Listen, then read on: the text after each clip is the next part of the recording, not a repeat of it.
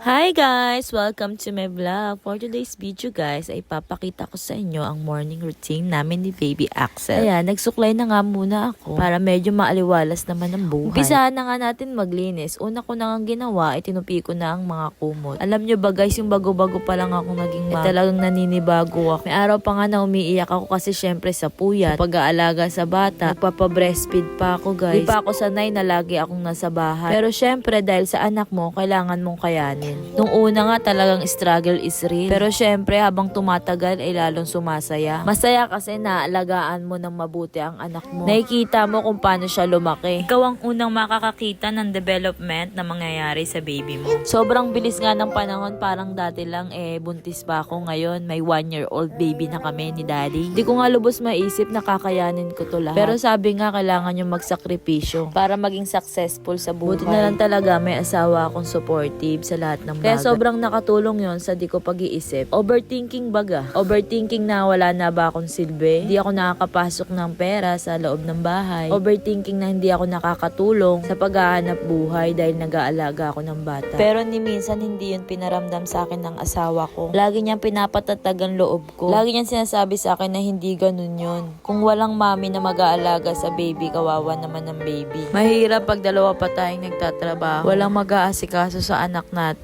Buti na nga lang talaga ang asawa ko ay malawak ang pangunawa. Kaya shout out sa mga tatay na nagsusumikap para sa pamilya nila. Sobrang saludo po ako sa inyong lahat. At syempre shout out din sa mga nanay na patuloy na lumalaban para alagaan ang mga anak nila. More tiyaga pa po sa ating lahat. Pero minsan wag natin kakalimutan ding magpahinga. Minsan talagang mararamdaman natin na parang ubos na tayo. Pero wag po tayong magigilty pag nararamdaman po natin na napapagod na tayo. Minsan, kailangan din po natin ng pahinga para maalagaan natin ng mabuti ang mga anak natin. Pag nakaramdam po tayo ng pagod, hindi po ibig sabihin nun ay masama na tayong nanay. Pabaya na tayong nanay at makasariling nanay. Inay, kung pagod ka, bukod sa pahinga, connect to the Lord. Pray lang mga mamshis. Makakaya natin tong lahat. Thank you for watching guys. Like, comments, share for more videos. Thank you guys.